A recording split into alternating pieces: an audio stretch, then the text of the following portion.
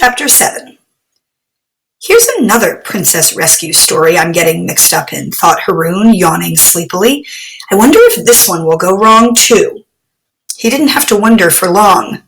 By the way, Blabbermouth said casually, I took the little liberty at a certain water genie's express request of removing from under your pillow the disconnecting tool which you stole without so much as a by your leave.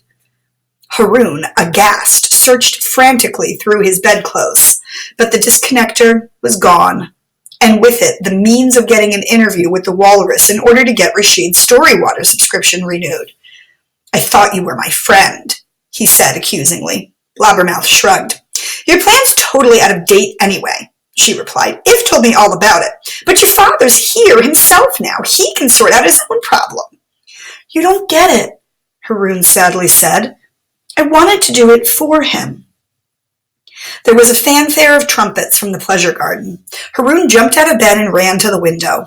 Down below him in the garden was a great commotion or rustling of pages. Hundreds upon hundreds of extremely thin persons in rectangular uniforms that did in fact rustle exactly like paper, only much more loudly, were rushing about the garden in a most disorderly fashion, arguing about the precise order in which they should line up, crying, I'm before you. Don't be ridiculous. That wouldn't make sense. It's plain I must stand ahead of you. All the pages were numbered, Haroun noticed, so it should have been a simple matter to decide upon their sequence. He put this to Blabbermouth, who answered, Things aren't quite as simple as that in the real world, mister. There are plenty of pages with the same numbers, so they have to work out which chapter they belong in which volume, and so forth. Also, quite often, there are errors in the uniforms, so they've got on completely the wrong number anyway. Haroun watched the pages, jostling and arguing, and shaking their fists in the air and tripping each other up just to be awkward, and remarked, It doesn't seem like a very disciplined army to me. You shouldn't judge a book by its cover, snapped Blabbermouth, after which, evidently a little put out, she announced she couldn't wait for Haroun any longer, as she was already late, and of course Haroun had to race after her, still in his red nightshirt with the purple patches, without even brushing his teeth or hair, and without having had time to point out a number of flaws in her arguments. As they ran along the corridors, up staircases, down staircases, through galleries, into courtyards, out of courtyards, along yet more corridors, Haroun panted, In the first place, I wasn't judging the book by its cover, as you suggested, because I could see all the pages. And in the second place, this isn't the real world, not at all. Oh, isn't it? Blabbermouth shot back. That's the trouble with all you sad city types. You think a place has to be miserable and dull as dishwater before you think it's real. Would you do me a favor? Haroun panted. Would you ask somebody the way? By the time they reached the garden, the Guppy Army, or library, had completed the process of pagination and collation, that is to say, arranging itself in an orderly fashion, which Haroun had observed from his bedroom window. See you later, gasped Blabbermouth, and fled in the direction of the royal pages in their maroon velvet caps, who were standing neatly beside Prince Bolo as he capered and pranced dashingly, but a little foolishly, on his mechanical flying horse. Haroun spotted Rashid without difficulty. His father had evidently overslept too, and was, like Haroun, still tousle-headed and wearing nothing but a somewhat crumpled and dirty blue nightshirt. Standing with Rashid Khalifa in a small pavilion full of playing fountains, and now waving cheerfully at Haroun, with the disconnecting tool in his hand, was the blue-bearded water genie, If. Haroun put on a burst of speed and reached them only just in time. A great honor to meet you, If was saying, especially as it is no longer required to call you the father of a little thief. Rashid frowned in puzzlement as Haroun arrived and said hurriedly, I'll explain later, and gave If a glare that reddened even him to silence. To change the subject, Haroun added, Dad, wouldn't you like to meet my other new friends? The really interesting ones, I mean. For Batshite and the ocean! The Guppy forces were ready to depart. The pages had climbed into the long barge birds waiting for them in the lagoon. Floating gardeners and plenty more fishes were likewise at the ready. Water genies astride their various flying machines stroked their whiskers impatiently. Rashid Khalifa climbed aboard But the Hoopoe behind If, and Haroun, Mali, Goopy, and Baga were by their side. Haroun introduced them to his father, then with a great cry, they were off. How stupid we were not to dress more sensibly, Rashid lamented. In these nightshirts we'll freeze solid in a few hours. Fortunately, said the water genie, I brought along a supply of laminations. Say please and thank you nicely, and I might let you have some. Please and thank you nicely, Haroun said quickly. Laminations turned out to be thin, transparent garments as shiny as dragonfly wings. Haroun and Rashid pulled long shirts of this material over their nightshirts and drew on long leggings, too. To their amazement, the laminations stuck so tightly to their nightshirts and legs that they seemed to have vanished altogether. All Haroun could make out was a faint, gleamy sheen on his clothes and skin that hadn't been there before. You won't feel the cold now, If promised. They had left the lagoon, and Gup City was diminishing behind them. But the hoopoe kept pace with the other speeding mechanical birds, and sprays of water were all around. How life does change, Haroun marveled. Only last week I was a boy who had never seen snow in my entire life.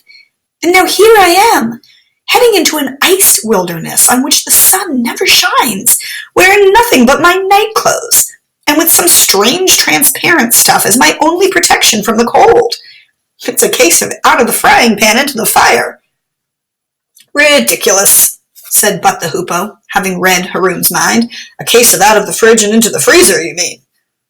That's unbelievable, cried Rashid Khalifa. It spoke without moving its beak. The Guppy Armada was well underway. Gradually, Haroun became aware of what started out as a low buzz of noise and grew to a dull murmur and finally a rumbling roar.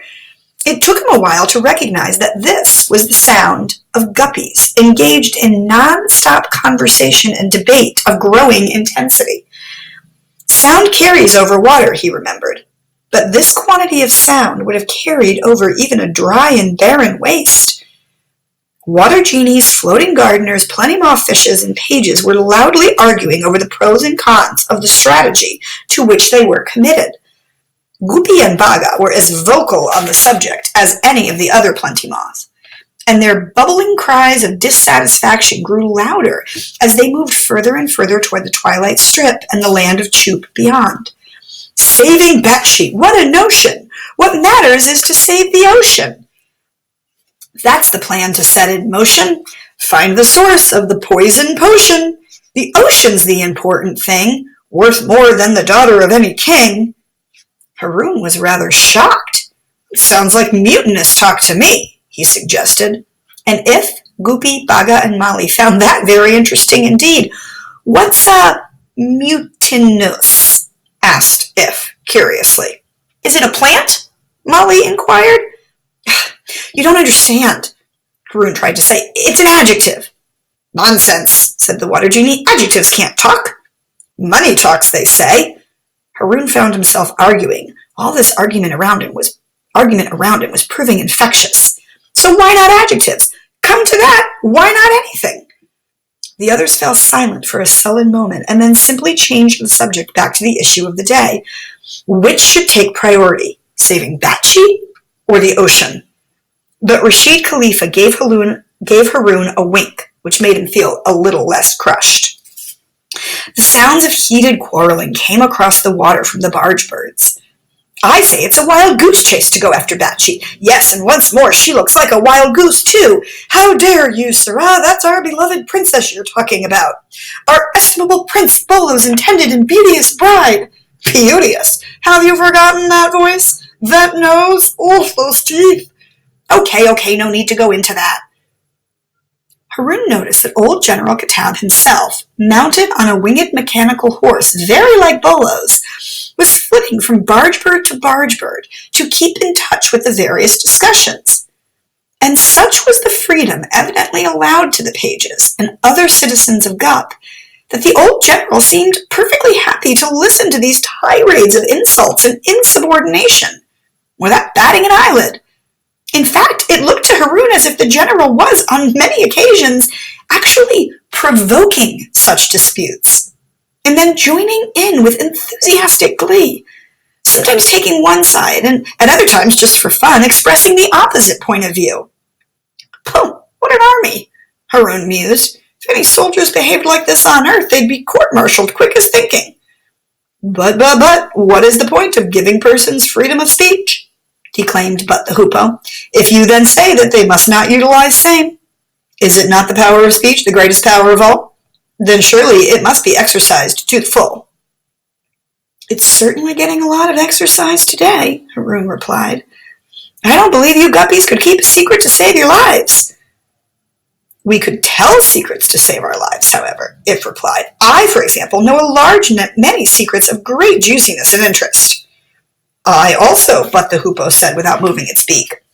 "Shall we begin?" "No," Haroun said flatly. "We shall not begin."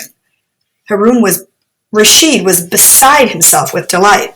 Well, young Haroun Khalifa," he chortled. "You certainly did make some blinking funny friends." And so the Guppy Armada proceeded on its merry way, with all its members busily dissecting General Katab's most secret battle plans, which of course he cheerfully revealed to anyone who cared to ask. These plans were itemized, scrutinized, rationalized, analyzed, mulled over, chewed over, made much of, made little of, and even after interminable wranglings, agreed. And when Rashid Khalifa, who was beginning to be as dubious as Haroun about the value of so much loose talk, ventured to question its wisdom, then If and But and Mali and Goopy and Baga fell to arguing about this question too, with as much energy and passion as before. Only Prince Bolo remained aloof. Prince Bolo rode his flying mechanical steed through the sky at the head of the Guppy forces, saying nothing, looking neither to left nor right, his eyes fixed on the far horizon. For him, there was no argument. Batsheet came first. The issue was beyond dispute. How is it, Haroun wondered, that Bolo can be so certain, when every other Guppy in this armada seems to take forever to make up his mind about anything? It was Molly, the floating gardener, striding along beside him, walking on the water, who replied in a flowery voice through fleshy lilac lips. "It is love," Molly said. "It is all for love, which is a wonderful and dashing matter, but which can also be a very foolish thing." The light failed slowly, then more quickly. They were in the twilight strip. Looking into the distance where darkness gathered like a storm cloud, Haroun felt his courage weaken. "With our absurd armada," he despaired, "how can we ever succeed in that world, where there isn't even light to see the enemy by?" The closer they came to the shores of the land of Chup, the more formidable the prospect of the Chupwala army became. It was a suicidal mission, Haroun became convinced. They would be defeated, and Batsheet would perish, and the ocean would be irreparably ruined, and all the stories would come to a final end. The sky was dim and purplish now, and it echoed his fatalistic mood. But, don't take this seriously," But the Hoopoe intervened kindly. "You are suffering from a heart shadow. It happens to most people the first time they see the twilight strip and the darkness beyond. I, of course, do not suffer in this way, having no heart. A further advantage, by the way, of being a machine. But, don't worry. You'll get acclimated. It will pass." "To look on the bright side," said Rashid Khalifa, "these laminations certainly work. I can't feel the cold at all." Goopy and Baga were coughing and spluttering more and more. The coastline of Chup was in sight, and a bleak-looking thing it was. In those coastal waters, the ocean of the streams of story was in the filthiest state Haroun had seen up till now. The poisons had had the effect of muting the colors of the story streams, dulling them all down towards grayness. And it was in the colors that the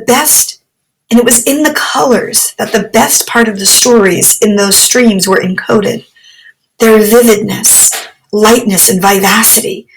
So the loss of color was a terrible kind of damage. Worse yet, the ocean in these parts had lost much of its warmth. No longer did the waters give off that soft, subtle steam that could fill a person with fantastic dreams. Here they were cool to the touch and clammy to boot. The poison was cooling the ocean down. Goopy and Baga panicked. If all this goes on, we're all lost. The ocean will become a frost. Then it was time to set foot on the shores of Chup. On those twilight shores no bird had sang, no wind blew, no voice spoke. Feet falling on shingle made no sound, as if the pebbles were coated in some unknown muffling material. The air smelt stale and stenchy. Thorn bushes clustered around white-barked leafless trees like sallow ghosts. The many shadows seemed to be alive. Yet the guppies were not attacked as they landed. No skirmishes on the shingle. No archers hiding in the bushes. All was stillness and cold. The silence and darkness seemed content to bide their time. The further into the darkness they lure us, the more the odds are in their favor, said Rashid in a dull voice. And they know we will come, because they are holding Batchi. I thought love was supposed to conquer all, Haroun thought, but on this occasion it looks as if it could make monkeys or mincemeat of the lot of us. A beachhead was established, and tents had been raised to make the first guppy camp. General Katab and Prince Bolo sent Blabbermouth to fetch Rashid Khalifa. Haroun, delighted to see the page again, went along with his father. Storyteller, cried Bolo in his most swashbuckling manner, now is the hour when you must lead us to the Chupwala tents. Great matters are afoot. Batcheat's release cannot be delayed.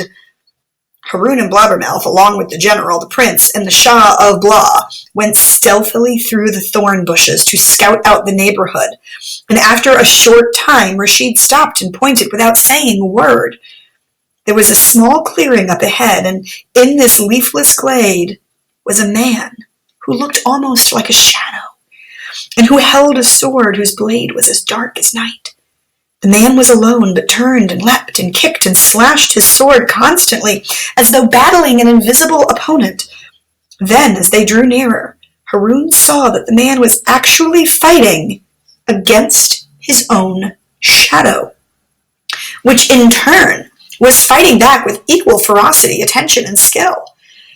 Look, Haroun whispered, the shadow's movements don't match the man's. Rashid silenced him with a glance. But what he had said was the truth. The shadow plainly possessed a will of its own. It dodged and ducked, it stretched itself out until it was as long as a shadow cast by the last rays of the setting sun, and then it bunched itself as tight as the shade at noon. When the sun is directly overhead, its sword lengthened and shrank, its body twisted and altered constantly. How could one ever hope to defeat such an opponent, wondered Haroun. The shadow was attached to the warrior at the feet, but other than that seemed to be entirely free.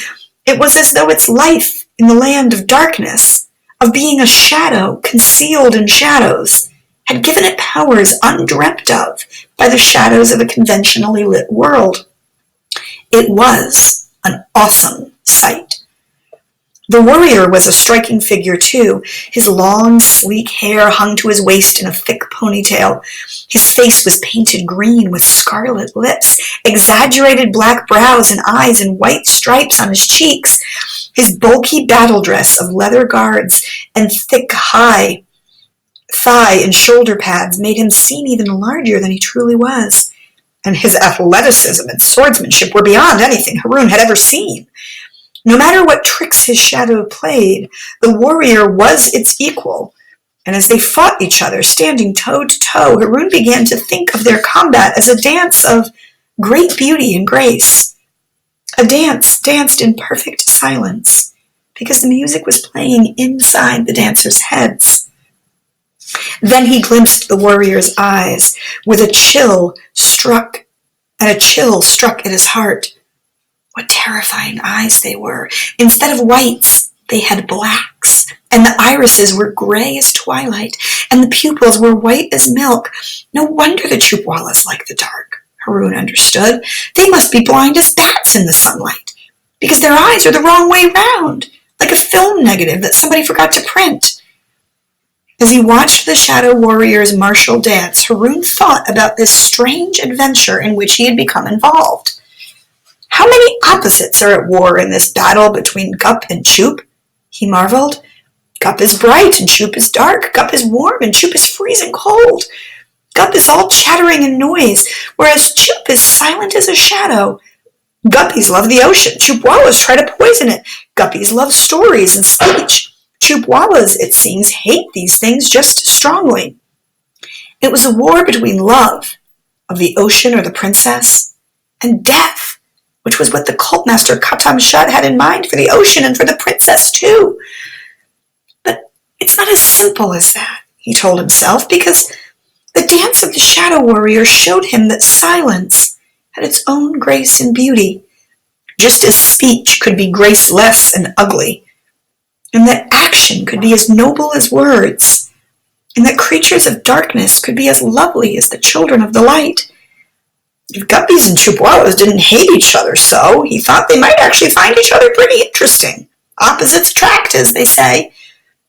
Just at that moment, the Shadow Warrior stiffened, turned his strange eyes upon the bush behind which the Guppy party was hiding, and then sent his shadow stretching out toward them. It reared up over them, holding its immense, elongated sword. The Shadow Warrior, sheathing his sword, which had no effect on the shadow, walked slowly over to their hiding place. His hands were moving furiously in something like a dance of rage or hate. Faster and faster, more and more emphatic grew his hand movements, and then, in what might have been disgust, he let his hands drop and began, horror of horrors, to speak.